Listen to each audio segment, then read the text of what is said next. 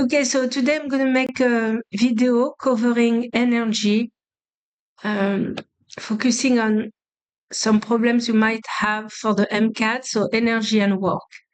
Okay, so let's look at the first one. So someone is lifting from A to B at a constant speed and then lowering from B to A at a constant speed.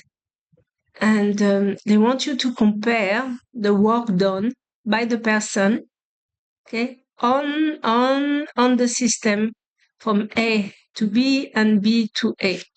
So it's a pulley system, right?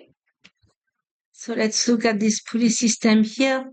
So first of all, the force here is if the string here or the cord has no mass, everything is transmitted, right? So that will be the tension. So when you go from A to B, that will be the tension here. And in magnitude, T will be equals to F, okay? And the weight here is pulling down. If it's moving at a constant speed, it means that the tension and the weight, they have the same magnitude. And the displacement here is from A to B, it's a vector. So in that case, you are doing work against gravity, but you see here the force here is parallel to the displacement, so the work is positive. You are increasing the energy of the system, but anyway, the work will just be your force here, which is T, so the force times the displacement. So when you go from B to A, again, so B to A, again, you are doing work against gravity, but now the displacement is down, okay? But it's the same thing, right? So the work done will be negative, so it will be the force here times the displacement. But in magnitude, you see the work will be the same. So in magnitude, it will be the same work that you do against gravity. So the answer is equal absolute value of work in both actions. So they say absolute value because in one case the work is negative and the other case the work is positive. Okay, so this is a projectile upward and you have a 1 kilogram object. It's propelled straight upward, right? Over a distance 0.5. So this one is easy, it's just checking the, if you know the equation, so the work done by you on the object, okay? So by you on the object, so not talking about the work done by gravity, it's just by you. So that will be the force that you exert times the displacement, okay? So in that case, you have the force, which is 19.6 Newton is good, 0.5, so it's going to be 9.8 joule. Okay, so maybe they try to confuse you with the 1 kilogram object that you don't use here. Okay, so let's do the next one. And of course, you want to pause the video. So this one is interesting. And what is the work done by the force? And I'm missing the multiple choices, but that's fine. So again, it's a pulley system. What is the work done by the force F? Okay, so you have two ways to do it, I guess. And one way you need to know how pulleys work, and the other way you don't need. You can use energy in that case. So the work done by you So the definition of work is the change in energy, right? So if there is work done, so then there is a transfer of energy from you to the system. So the energy of the system, which is the mass here, will increase because we neglect the mass of the pulleys, obviously. So if you are just looking at that system here, you see if you see you have the weight here, and you have one tension here, and then you have one tension, and you are pulling, let's say, at a constant speed. Okay. So that tension here will be exactly that force here, because the tension is always transmitted through a string or a rope. So the magnitude here are equal to each other. So anyway, one way to do it, and again, you should, and they try to confuse you with this. Yeah, you might think, oh, I have to use that, but sometimes they give you too much information. So anyway, you can always say energy in equals energy out, right? So the work done that you are doing here will end up in potential energy, because this is going to rise by 5 meters, right? So the increase in energy in that case will be increase in potential energy at the end, right? That will be the increase in potential energy. It's going to increase the potential energy you are pulling there. And the potential energy, it's going to be mg delta H, and it's going to be the mass of 4. That will be about 10 G. H will be about 5.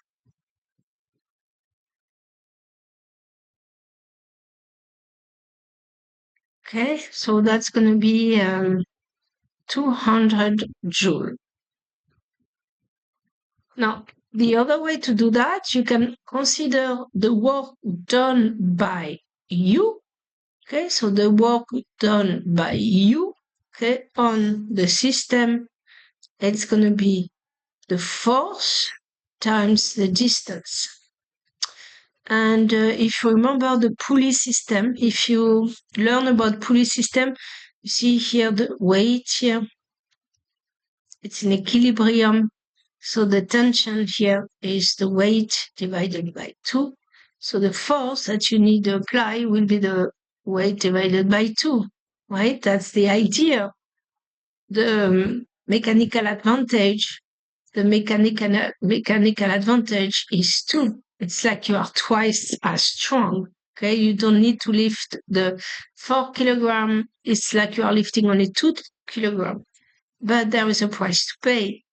Meaning, if this distance is 5, that means that here you have to pull over 10 meters. Okay, so the force that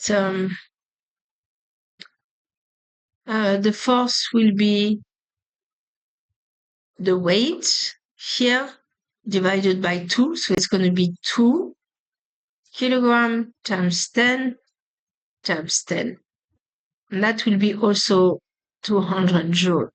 But for that, you need to understand how pulleys work. Okay, there is no free lunch. If you are twice as strong, that means you have to pull twice as much. Or you can say that you are doing work against gravity here. You are doing work against gravity. So the work done on gravity will be the force times the distance. That's why this is twice the distance, because that will be half the weight.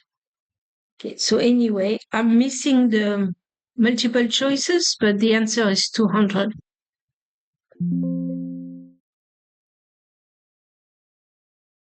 Okay, so that was an interesting one. Not that easy, a little bit tricky. And then you have this one um, with a story there, except I'm missing something here. So this kind of problem is just to check reading comprehension if you are able to read and understand what's going on and do it quickly. That's the idea. But here I'm missing L. So it means between, if you take the distance here, that distance here is L. Okay, so you have child and sled and child and toboggan, and they go from A to B. They're going to slide here, and at some point here, they're going to stop because here you have friction. Okay, so the sled and the rider, they do not experience, so here, no friction between A and B. So here, there is no friction. However, the other system, toboggan and rider, yes, there is a friction. So there is friction here, and the friction is 60 Newton. So they want to make sure you decode the situation, what's going on. And then they are sliding here from B to C. And yes, there is friction, but it depends if it's the sled. So in that case, friction for the sled is going to be 50 Newton. And for the toboggan, it's going to be 120 Newton. So they want to make sure you decode what's going on. So then they say the toboggan is sliding from A to B. So it means, yes, toboggan, you do have friction. Okay, so you can pause the video. What's going to happen between A and B?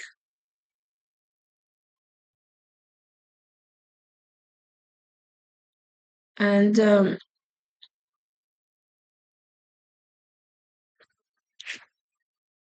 so you start from A. So you see that kinetic to potential and thermal, that's not possible. You have to find out which one is possible, right? So here we have potential energy. That potential energy is going to turn to kinetic and thermal. Okay, because of the friction, some of the potential energy is going to turn to thermal energy because of the work done by the frictional force, right? So whatever you start with here at the top, it's going to be potential energy equals the work done by friction, okay, plus some kinetic energy left here. Okay, so input equals output. You could say maybe they start with some speed here, so it could be kinetic plus potential, but they don't, that's not among the choices. So the equation, the general equation, so the answer is C. Okay, so the general equation is potential energy before plus kinetic energy before equals the work done by friction, so that will be positive. Okay, so that will be absolute value. Do this. Okay, so work done by friction, absolute value, plus potential energy if you are above the ground, and kinetic energy if there is something left.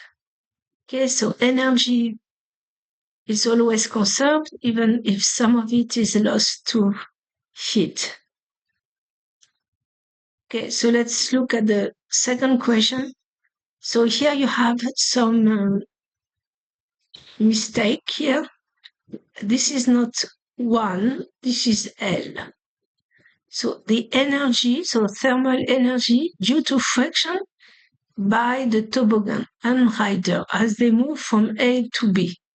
Okay, so you can pause the video again, but from A to B, what's going to be the energy lost due to friction for the toboggan? So you see, only the toboggan is experiencing friction. So from here to there. So the work done by friction is going to be negative. It's going to be friction. It's not conservative. Yes, it's not like potential energy. The work done by gravity is conservative. It depends only on height. But for the friction, it will be the distance. Okay, so the length of the path covered here, which is L. So that distance is L. So L. Okay, and the frictional force here, so the work done by friction. So frictional force is given, it's 60. Okay, so it's going to be 60 times L. So let's go back to the question here. Okay, so the answer is B. So this one also is confusing because, oh, you might want to put a G somewhere, but no G because we already have the force. So force times distance, this is supposed to be L. Okay, and then they talk about what is the coefficient of friction between the sled. So now we are back to the sled and the surface when the sled and rider are positioned beyond point B.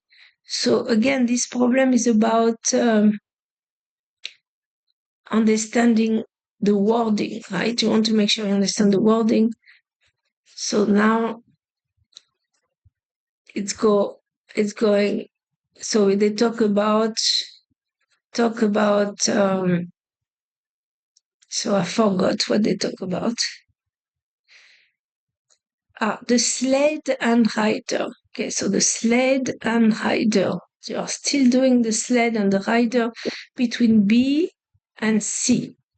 Okay, so the sled, for the sled from B to C, you know that the frictional force is 50 Newton. And the mass is, so sled 47 plus 3, which is 50 kilogram. So when it's there, so it's sliding from B to C. So if I do a free body diagram, you see that up, you're going to have the normal force. Here you have the weight, mg, and here you have the kinetic friction. And the acceleration is negative, so it's going to stop, right? So you're going to have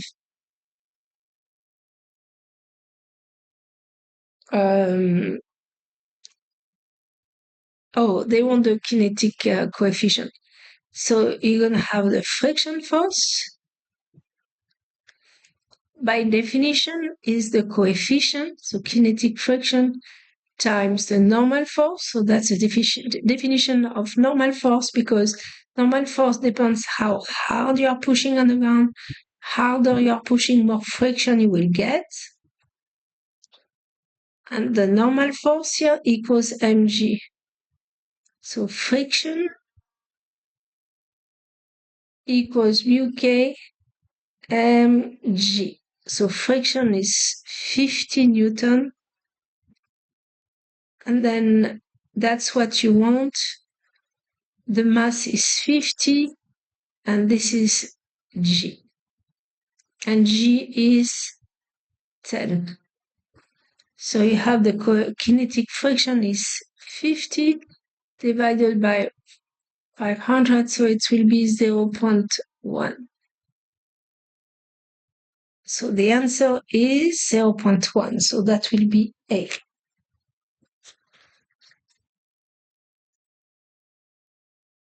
Oh, we are not done with this one. So you can pause the video. So now you start from a point which is 10 meters below point A. And you want to compare the speed with point A to the speed for point B when they arrive down slope. And they talk about the sled and rider. So again, you have to read very carefully because there is no friction for the sled. Okay, so you can pause the video and try to find out if you start from 10 meters here instead of starting from there. So if you start from that point here instead of starting from there, of course, the speed will be less. And they want to find a ratio between that speed here, if you start from here, and this speed there. Okay, so you can read again.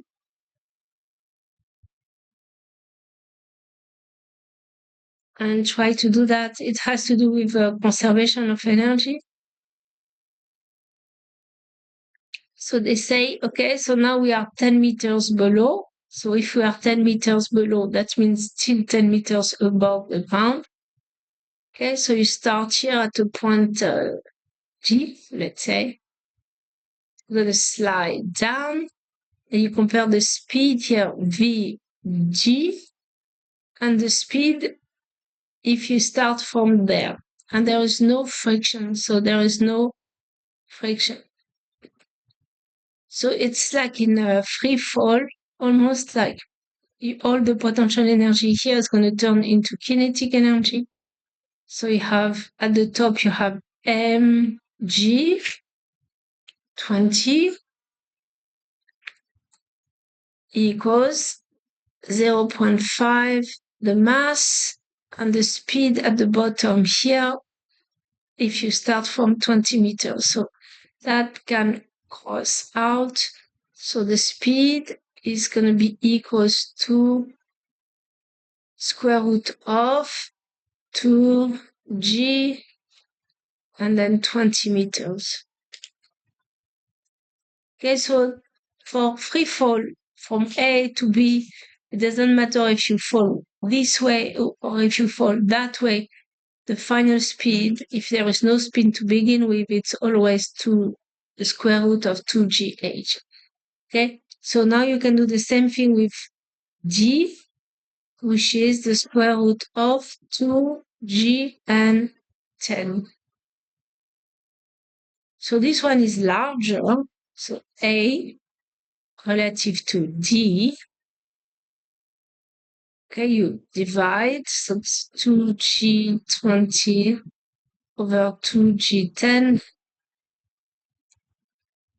And you see there is a square root of 2 somewhere, right? So this cross out, this cross out, this cross out. So square root of 2. So the speed that he gets, starting from A, will be square root of 2, the speed of D. But now we have to be careful with the equation. Okay? So here they say, starting from this lower location compared to their speed at point B when starting from the hill summit. So the speed, if you start at a different point, it's going to be slower by a factor of square root of 2. So the answer is D. Okay, so that was like a little bit that the kind of problem they like. Here's another another problem that they might like as well, because you need to know the definition of work. Okay, work is done on a system only if there is a force and a displacement. So displacement, I don't know, it could be along the Y, And that dot here means that there is work done only if you have a parallel component to the displacement. So a force has two components here. So if you have a force here, it has two components. So if you have a displacement here from A, B, so it's a vector. So that component here, it's the parallel component to the displacement. That component here is the perpendicular. And you can use trigonometry. And the work done by the force on the system when the system goes from A to B, okay, is the parallel component times AB. But if AB equals 0, there is no work done. If the parallel component equals 0, the work done equals 0. Okay, so you have a training session. So you have a barbell, 275 kilograms, so 275 kilograms, and it's lifted from the floor. So what are the forces acting? You are lifting it, so that will be your force, and that will be the weight. And the displacement is from here, from A to B. And that displacement here is 2.4 meters, right? So you can call that A, B, displacement here. Just to say that it's a vector, it goes from A to B. So how much work is required? How much work is required to lift it? So if you are lifting it, you are doing work against gravity. Okay, so we suppose you are lifting it at a constant speed. So the force that you're applying is just gravity. So it's going to be mg, okay, which is 275 times 10. So the work done by you on the barbell, it's going to be 275 times 10 times 2.4. Okay, and then you have to do the computation. You can do 275 times 2 times 10 to go faster. And then you increase a little bit to see what we get. And there is no, you have to find shortcut, right? You can, because you cannot have calculator. So it's easier if you do 275 times 2, then times 10, and you look at the numbers. And you should find something like 6,000, about 6,000. And then the only 6,000 there is, it's going to be this one or that one. Okay, so it could be this one or that one. And then it say how much work is required to hold the weight at that height. So now you are holding it, so it's not moving anymore, right? So you still have the barbell, and you are holding it, so you still have the weight here and the force. So that doesn't change. But you look at the definition of work, and work is not done unless there is a displacement. So no displacement means no work. So you are not doing work on the barbell because the energy is not changing, but you are doing work on the environment. For example, you are sweating, it's hard. But anyway, the answer is C. Okay, there is no work done because there is no displacement, displacement, no work. So might be tricky. So this one is easy. They are just checking if you know. It's based on that, right? So just checking if you know the definition of work.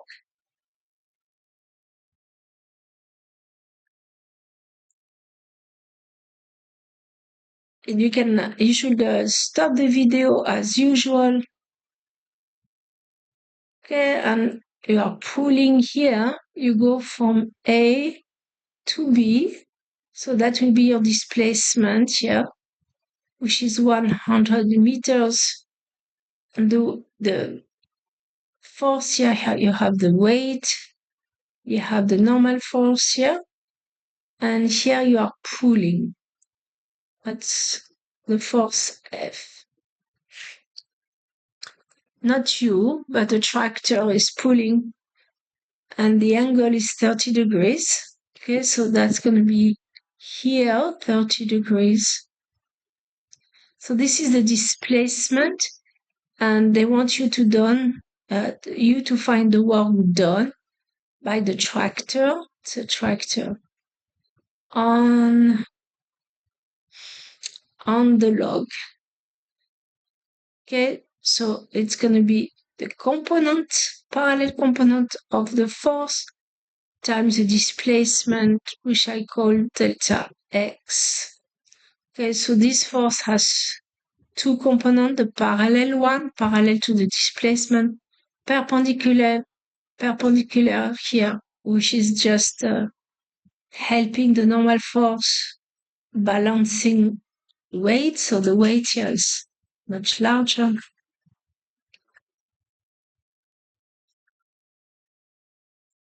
So that's going to be, okay, the tension force here. So it's 5,000. And then so here you have to use trigonometry. Okay, so that will be the hypotenuse here, cosine 30. So here we have a cosine 30, which is 0.5, times 100.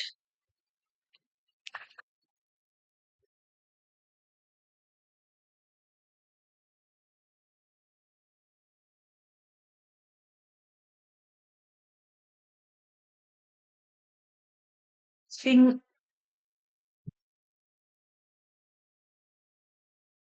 okay, times 100. 5,000 is the force. So the force, and this is the parallel component, right? So that's going to be 0.5. So that's going to be 0.5. So it's going to be 2500 times 100 joules.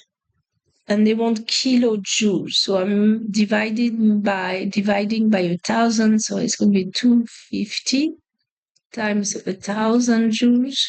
And this is called kilojoules. So 250 kilojoules. So the answer is A.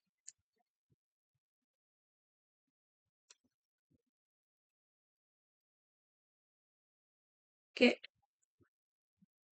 Okay, so this one is, you have different ways to do it.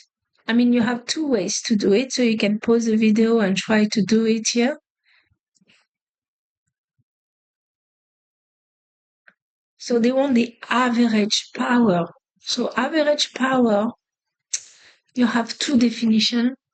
I mean, power is the work done per unit time. So you can say that work is the change in energy over time. That's one way to do it. But you see, it's also the force. Work is the force times the displacement.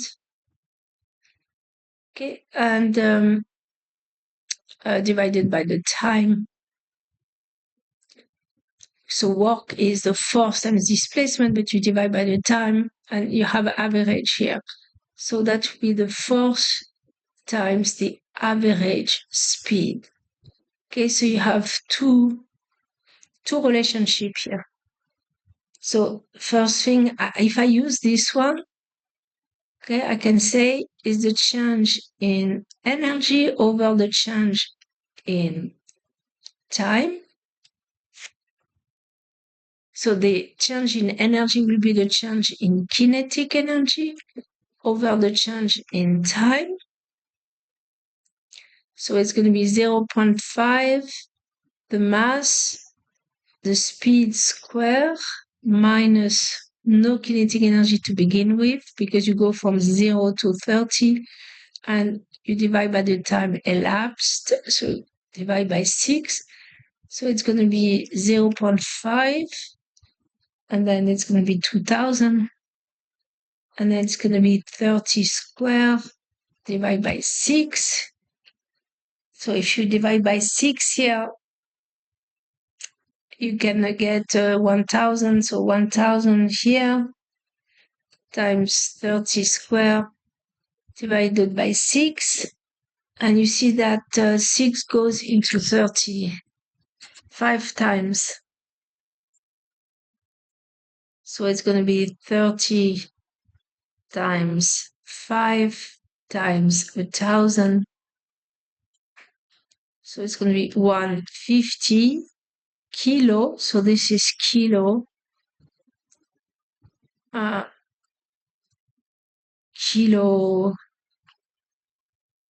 Kilowatt.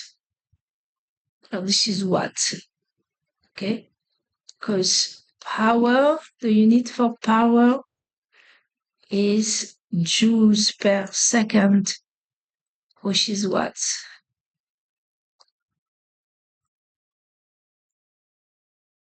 Now you could have used a different way. So the average power is also the force times the average speed. So the force is m mass times acceleration times the average speed, right? The force Newton's second law equals mass times acceleration, and the acceleration is constant here. So it's going to be 2000 times acceleration is 30 divided by the time times the average speed. It's going to be 15, and you get the same thing. Okay, so acceleration is the change in speed over the change in time, which is 30 minus 0 over 6, which is 5 meters per second. And the average speed is, if you have a constant acceleration, it's the initial plus the final divided by 2, okay, which is 15. Okay, so anyway, you get the same thing, maybe in more steps, right? But it's the same thing. Okay, so you can pause the video also for this one.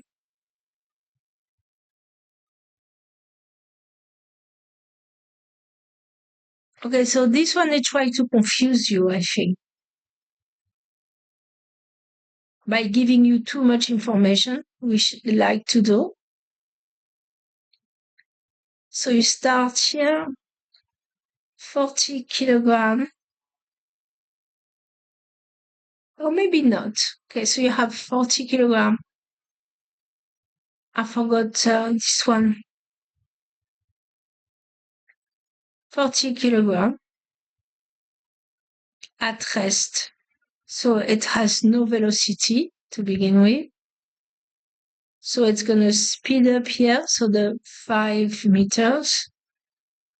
The total mechanical energy at a height of 2 meters, so, and there is no friction.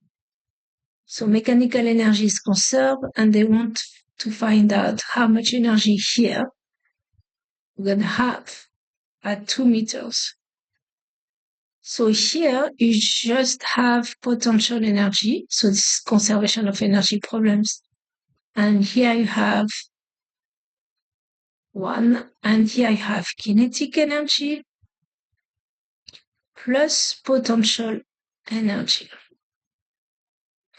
So the mechanical energy all the time if there is no friction, is always potential plus kinetic. So these are equal to each other, and this is the mechanical energy you begin with, and it stays the same. Except some of the energy will be kinetic, some of the energy will be potential. Okay? So at T equals 0, okay, everything is in potential energy, which is mg delta H, which is 40 times 5 times 10,